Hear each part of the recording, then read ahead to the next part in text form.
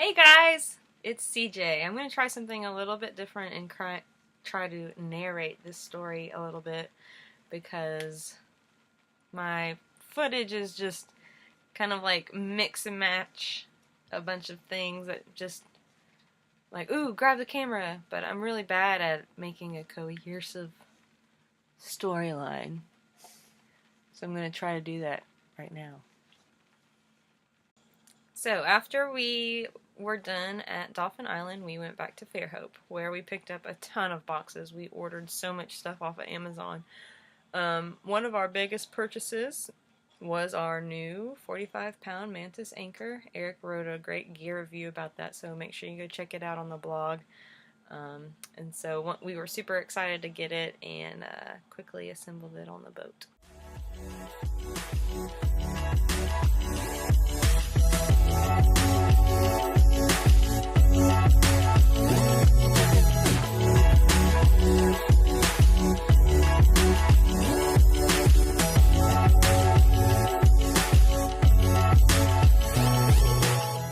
It was easy enough to put together, just needed to tighten all these bolts up. We put the roll bar on and also the huge, what is that called? Shank. Got it. Luckily it made it out of the companionway. Thanks for all the help, Sammy. It's gonna look big on the front of the boat.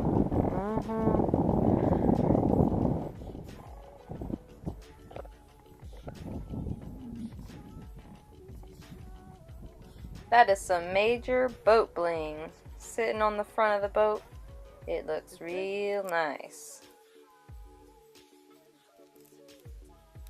We also got new anchor chain and anchor rope, and Eric decided to splice them together instead of using a shackle. He did a really good job, and this should be stronger than a shackle.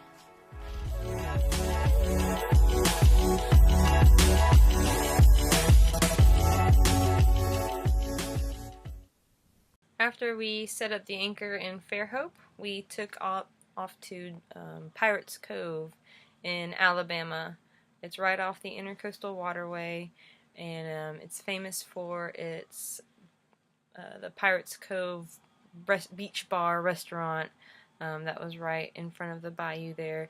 They're known for their burgers and their bushwhackers, and it was a really cool, groovy place.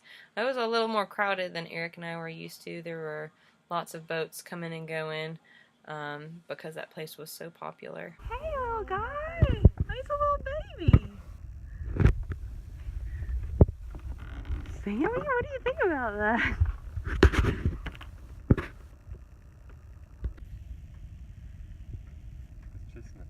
Upside down. Oh, I saw it. Fish jet by. Oh, look at that.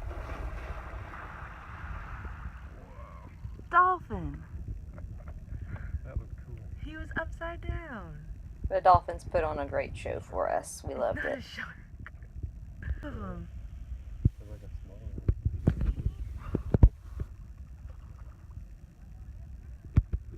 That's cool. And after we left Pirates Cove, we went on to Pensacola. We got a great anchorage on the bay side of Perdido Key, and we were able to just walk across to the other side of the beach and have the beach all to ourselves. It was great. We also got Sammy a cat harness so he could come to the beach with us.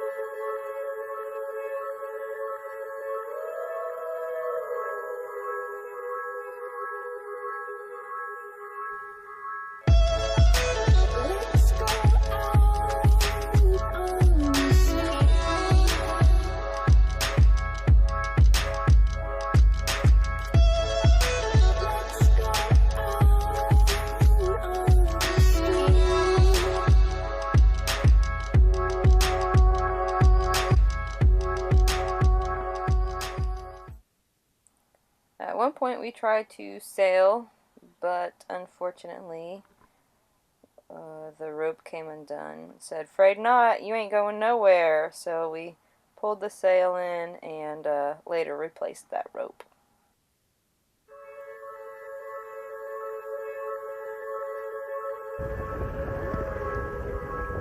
Every time we travel, it always seems like we get a beautiful dolphin show, and I couldn't be happier about it. Sailing with the dolphins! Sammy is adjusting well to boat life. His favorite activities include cat naps, helping with boat chores, and finding small spaces to crawl in.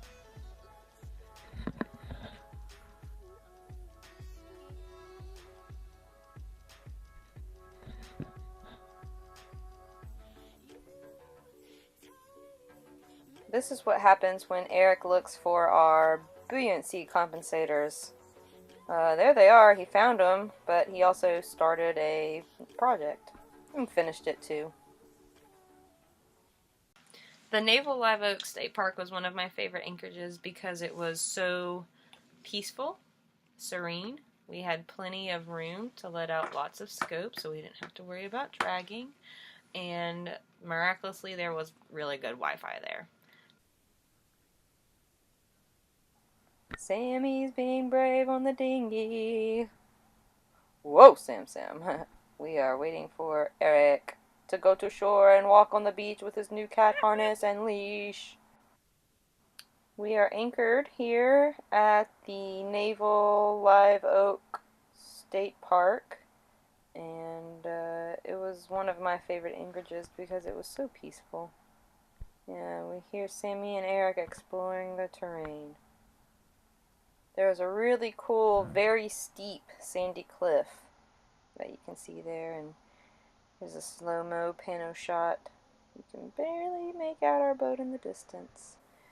This is a shot of what it was like a little more inland up at the state park. There was a neat fire pit, and there was also a building that had showers and restrooms.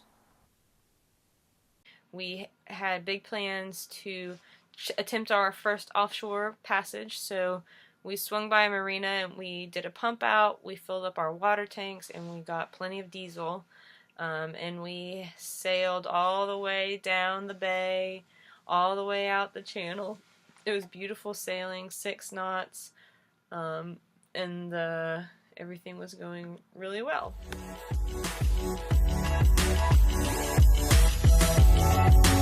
This was the day we attempted our first offshore passage when the wind was working with us.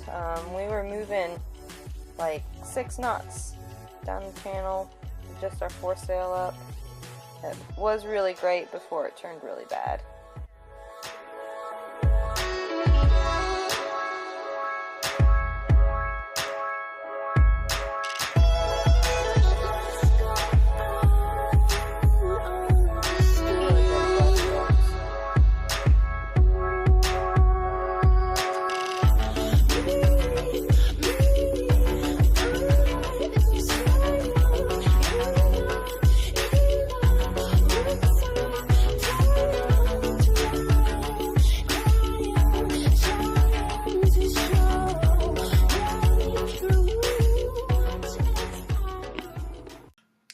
As we were heading south out of the channel, we were boogieing at 6 knots. We had our foresail up.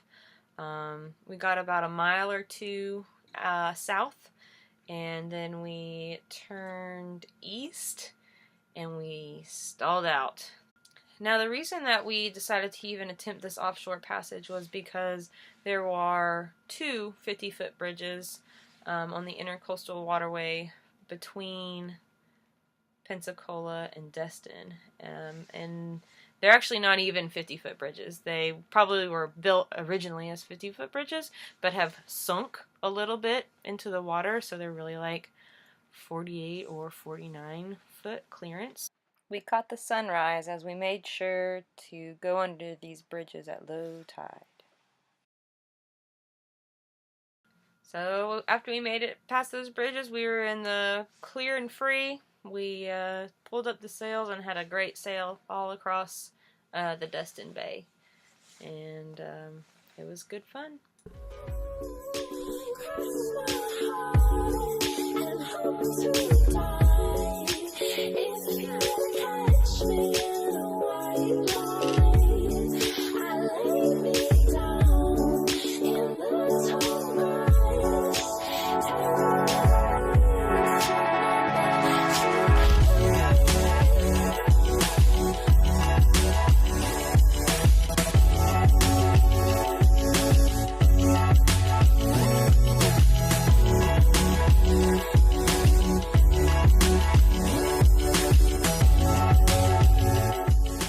As he raises the mainsail, the boat jumps up to 7 knots, and we start to heel at least 15 degrees.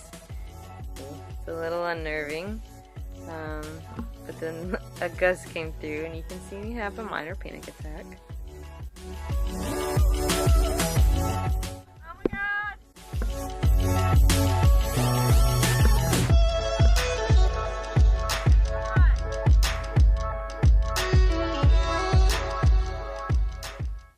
We were boogieing. It was a beautiful day for a sail. Quite a fast sail. It was really neat.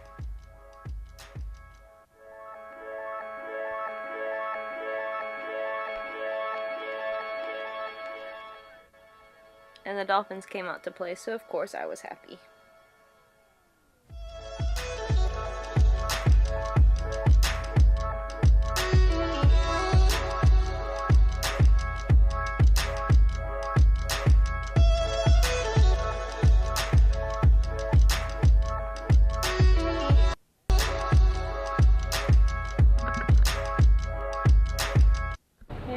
Our V-berth, and when we're on the move, sometimes Sammy likes to take a nap in his personal V-berth.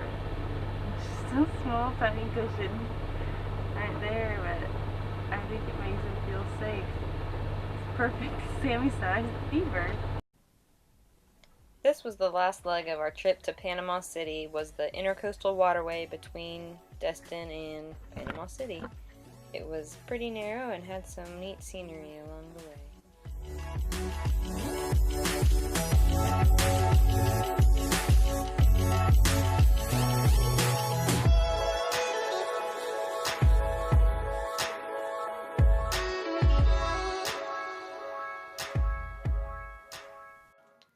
So, that was our journey all the way from Fairhope to Pensacola on our way to Panama City. Join us next time, where we'll be in Panama City, and we'll see where we go from there.